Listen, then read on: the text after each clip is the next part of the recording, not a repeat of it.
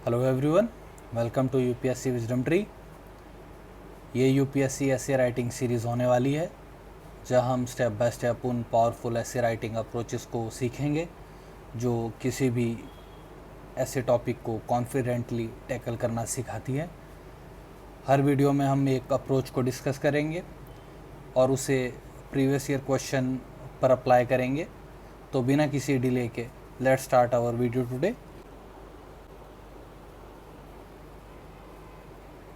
एक सिंपल सा क्वेश्चन है, अगर मैं आपसे कहूँ कि ताजमहल डिस्क्राइब कीजिए, देन आप उसकी history, culture, architecture, tourism, economy, उसके कंजर्वेशन की बात करेंगे। एग्जैक्टली यही है मल्टीपल डायमेंशनल थिंकिंग। यूपीएससी भी इसी प्रिंसिपल पर बेस्ड है। एग्ज़ामिनर ये नहीं देखना चाहता है कि आप कितना लिख सकते हैं, वो देखना चाहते हैं कि आप कितना और कितनी डायरेक्शंस में सोच सकते हैं, और इसी थिंकिंग को हम मल्टीपल डायमेंशनल अप्रोच कहते हैं। What is multiple dimensional approach? सबसे पहले डेफिनेशन से समझते हैं। It means looking at one topic through multiple perspective instead of simple perspective. Simple language में कहें तो one topic, many dimensions,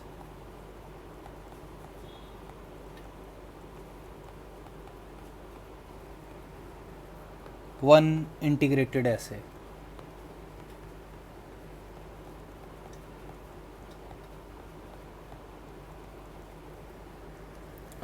for example, आप मान लीजिए कि आप सपोज़ कीजिए आप कहीं किसी डिस्ट्रिक्ट में डीएम हैं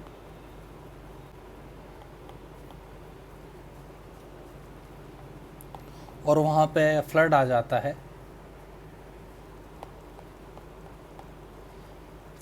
तो आप क्या करेंगे? आप सिर्फ पानी को देखेंगे? नहीं, बल्कि आप वहाँ पे देखेंगे resource, operations, food supply, health, road, agriculture, law and order, future rehabilitations plan जो होंगे आपके, ये सभी आपको देखने होंगे। जो ये प्रॉब्लम को सॉल्व करने का तरीका है, ये भी एक मल्टी डायमेंशनल अप्रोच का प्रोसेस है। एग्जैक्टली इसी तरह यूपीएससी ऐसे भी आप लिख सकते हैं। एडमिनिस्ट्रेशन की थिंकिंग मल्टीपल डायमेंशनल होती है, इसलिए यूपीएससी भी वही देखता है। इसलिए हम इन डायमेंशंस की बात करते हैं कि what are the important dimensions of this approach. पहले हम बात करते हैं कि हम एक फ्रेमवर्क फॉलो करेंगे जहां आपको खुद से क्वेश्चन पूछना है, और when ever you see any ऐसे टॉपिक, तो आपको ये खुद से क्वेश्चंस पूछने हैं ताकि आपको ये डायमेंशन क्रिएट करने आए। जैसे डायमेंशन है हिस्टोरिकल डायमेंशन,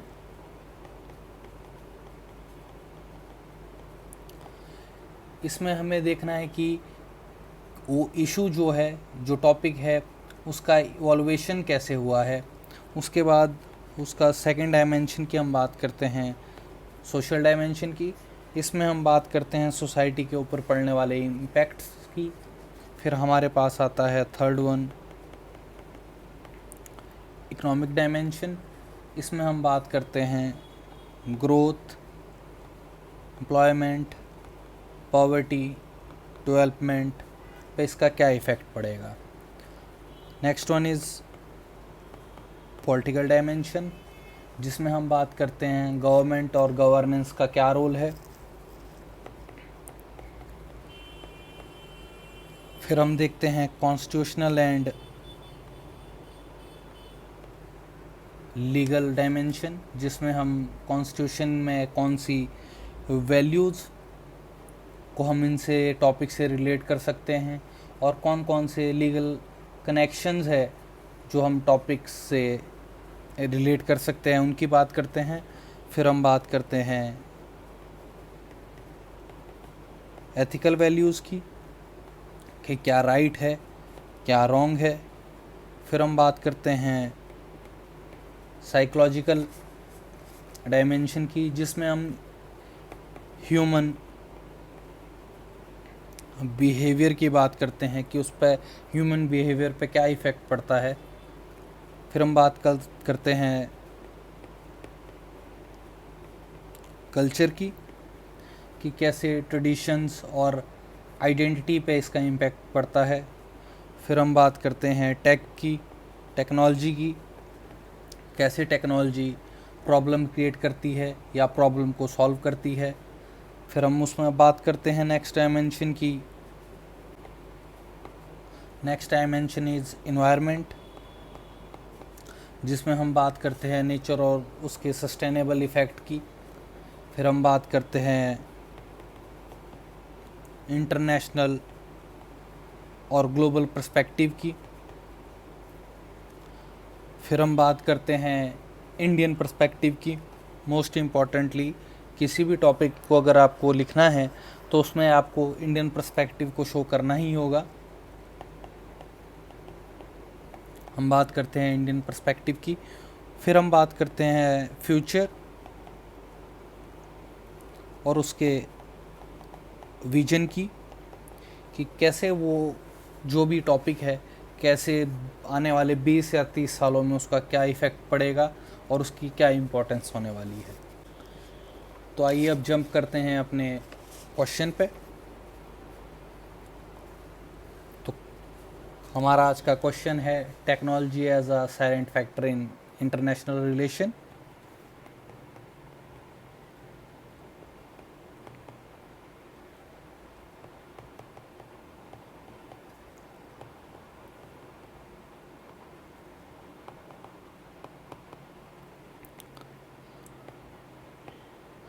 क्वेश्चन की क्या डिमांड है, क्वेश्चन क्या पूछ रहा है, सबसे पहले हमें ये समझना होगा। इसमें हमसे क्वेश्चन पूछ रहा है कि टेक्नोलॉजी के क्या साइलेंट फैक्टर्स हैं जो अकर होते हैं इंटरनेशनल रिलेशन में, कैसे टेक्नोलॉजी इंटरनेशनल रिलेशन को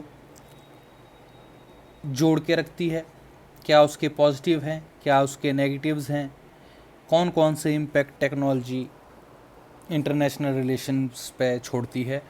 तो सबसे पहले हम बात करेंगे इसके हिस्टोरिकल डायमेंशन की।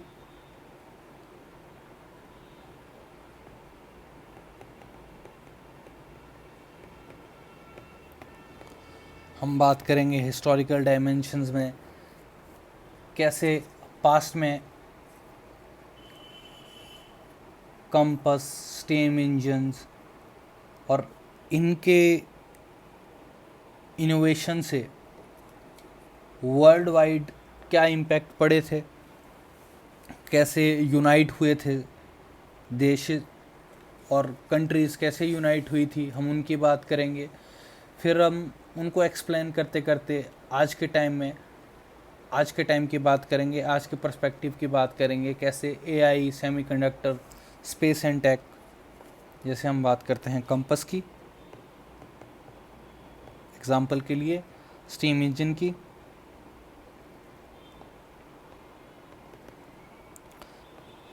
कैसे इन्होंने यूनाइट किया और देशों को, कैसे उसके इम्प्लीमेंटेशंस थे, क्या उसके पॉजिटिव थे। फिर हम बात करते हैं प्रेजेंट डे की।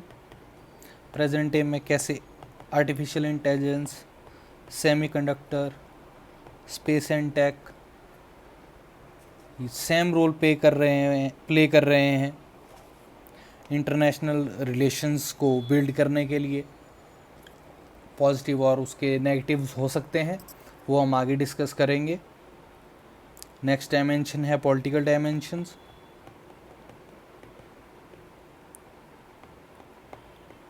इसमें हम बात करते हैं डिजिटल सॉवरेनिटी की, जिसमें हम बात करेंगे ability to control our own data. जैसे इंडिया के पास अपना यूपीआई सिस्टम है, आधार है, उसके बाद हम बात करते हैं साइबर डिप्लोमेसी की, जिसमें हम बात करते हैं पीसफुल साइबर स्पेस की। उसके बाद हम बात करते हैं इंफॉर्मेशन वॉरफेयर की, जहां हम बात करते हैं इन्हीं में कैसे हम वर्चुअल, आज के टाइम में virtual G20 and UN meetings होती है जो हमारी AI इनोवेशंस को दिखाता है और कैसे ग्लोबल लेवल पे टेक्नोलॉजी इन्हें यूनाइट करती है। फिर हम बात करेंगे इकोनॉमी की, कैसे टेक्नोलॉजी ड्राइव्स करती है प्रोडक्टिविटी, इनोवेशन, ग्लोबल कंपटीशन, जिससे हमें पता चलता है या हमें जिससे आइडिया होता है कि economy influence depend on innovation rather than the natural resource alone, कि अब हम नेचुरल रिसोर्सेज पे उतना रिलाय नहीं कर सकते हैं जितना हम टेक्नोलॉजी पे रिलाय करते हैं। एग्जांपल के लिए है इसमें हमारे पास इंडिया का UPI, सेमी कंडक्टर कंपटीशन, जिसमें इंडिया का मिशन 2021 अपना सेमीकंडक्टर बिल्ड करना भी है। फिर हम बात करते हैं फिनटेक की और डिजिटल पेमेंट्स की,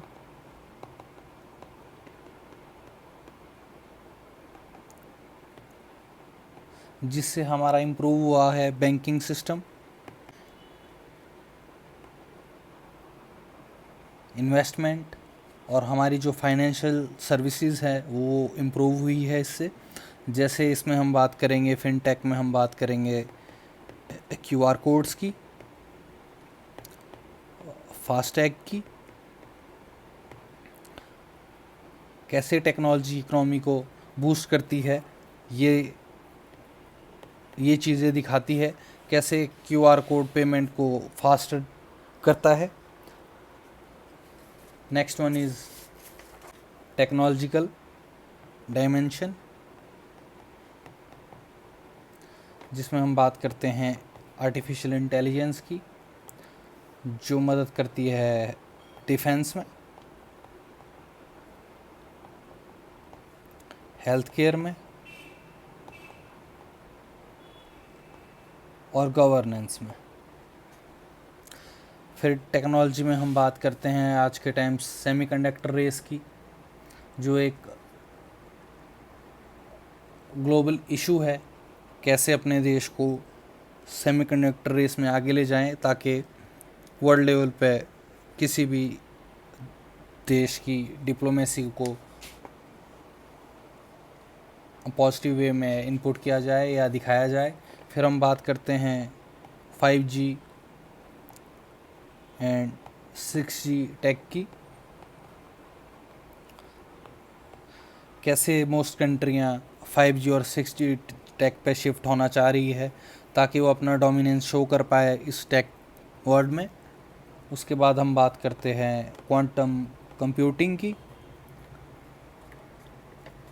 स्पेस एंड टेक की। स्पेस एंड टेक में हम बात करते हैं सैटेलाइट नेविगेशन की,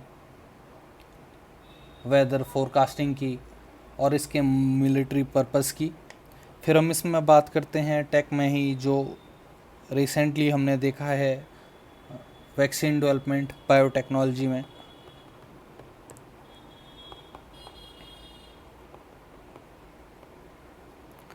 कैसे आज के टाइम बायोटेक्नोलॉजी भी इंटरनेशनल रिलेशन का एक माध्यम बनी हुई है। उसके बाद हम बात करते हैं सोशल एंड कल्चरल डायमेंशन की, जिसमें हम बात करते हैं कि टेक्नोलॉजी कैसे स्ट्रेंथन करती है कल्चरल एक्सचेंज की, ग्लोबल कनेक्टिविटी की, एंटरटेनमेंट की value across the border by digital platforms,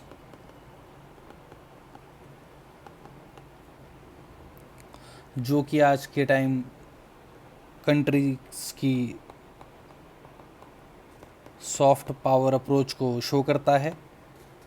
इसके हमारे पास एग्जांपल्स हैं online education, OTT platforms, social media और डिजिटल कल्चरल एक्सचेंज। उसके बाद हम बात करते हैं इन्वायरमेंट डायमेंशंस की, जिसमें हम बात करते हैं कि कैसे हम कलेक्टिवली, कैसे देश एड्रेस करते हैं ग्लोबल लेवल पे बड़े बड़े टॉपिक्स जो इन्वायरमेंट को इफ़ेक्ट करते हैं। जैसे हम इसमें बात करते हैं क्लाइमेट चेंज की,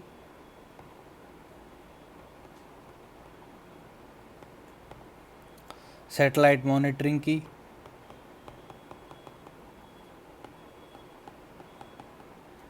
और डिज़ास्टर को प्रोडिक्शन करने की। कैसे सभी देश ग्लोबल लेवल पे मिलके आके इन सब चीज़ों को एक साथ देखते हैं। ये भी टेक्नोलॉजी के माध्यम से ही, ये टेक्नोलॉजी के थ्रू ही पॉसिबल हो पाता है। लेकिन इसके साथ साथ टेक्नोलॉजी क्रिएट करती है इन्वायरमेंट के चैलेंजेस, जैसे कि ई वेस्ट की बात करते हैं हम, कार्बन की बात करते हैं, क्लाइमेट मॉनिटरिंग की बात करते हैं थ्रू सैटेलाइट्स की। Next one is security. जैसे कि आज के टाइम हम देख पा रहे हैं कि अब बॉर्डर कॉन्फ्लिक्ट्स उतने नहीं रहे हैं जो हम मिलिट्री से फेस करें। मैक्सिमम अब cyber attack, drone attack, AI satellite systems के थ्रू ही सिक्योरिटीज़ को हार्म किया जाता है या वॉरफेयर में इसका यूज़ किया जाता है। एग्जाम्पल के लिए हम बात करते हैं ड्रोन वॉरफेयर जो रशिया और यूक्रेन के बीच हुआ था। इसी में हम बात करते हैं एंटी सैटेलाइट टेस्टिंग, कैसे आज के मैक्सिमम देश आज के टाइम एंटी सैटेलाइट टेस्टिंग कर रहे हैं। साइबर अटैक कैसे किए जाते हैं क्रिटिकल इंफ्रास्ट्रक्चर्स पे, ताकि किसी भी दूसरे देश के, जैसे इंडिया में ही हमारे पास एक एग्ज़ाम्पल है पेगासस का। नेक्स्ट वन इज़, जिसमें हम बात करते हैं चैलेंजेस जो इंश्योर करता है हम टेक्नोलॉजी को ह्यूमन सेंट्रिक ही रखें।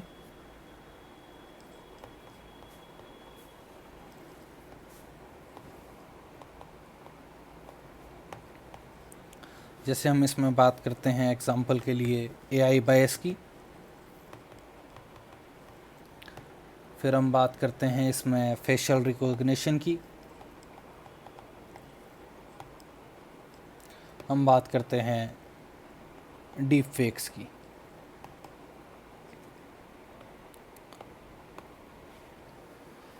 कैसे ये चीज़ें AI को एक हार्मफुल डिवाइस बनाती है, हम इससे तभी बाहर निकल पाएंगे जब तक AI ह्यूमन सेंट्रिक रहेगा। फिर हम बात करते हैं लीगल एंड गवर्नेंस डायमेंशन की, कैसे ग्लोबल कॉपरेशन की रिस्पॉन्सिबिलिटी है कि वो इसको मॉनिटर करे कि टेक गवर्नेंस को कैसे लीड किया जाए। जैसे इसमें हम बात करते हैं एग्जाम्पल के लिए साइबर सिक्योरिटी नॉर्म्स, फिर हम बात करते हैं एआई गवर्नेंस फ्रेमवर्क की, डाटा प्रोटेक्शन रेगुलेशंस की हम बात करते हैं। लास्ट में हम बात करेंगे इसमें इंडियन पर्सपेक्टिव की, कि इंडिया का क्या पर्सपेक्टिव है ग्लोबल लेवल पे। हम बात करेंगे उसमें वैक्सीन मैत्री की, कोरोना टाइम कैसे इंडिया ने ग्लोबल लेवल पे वैक्सीन मैत्री की थी। एआई मिशंस की बात करेंगे। उसके बाद हम UPI and digital public infrastructure की बात करते हैं। हम बात करते हैं इसरो की, कैसे इसरो अपने सैटेलाइट लॉन्च करता है फ्रेंडली कंट्रीज़ के लिए। उसके बाद हम सेमीकंडक्टर मिशन की बात करेंगे। फिर एट लास्ट हम इसे वे फॉरवर्ड अप्रोच से कंक्लूड करेंगे।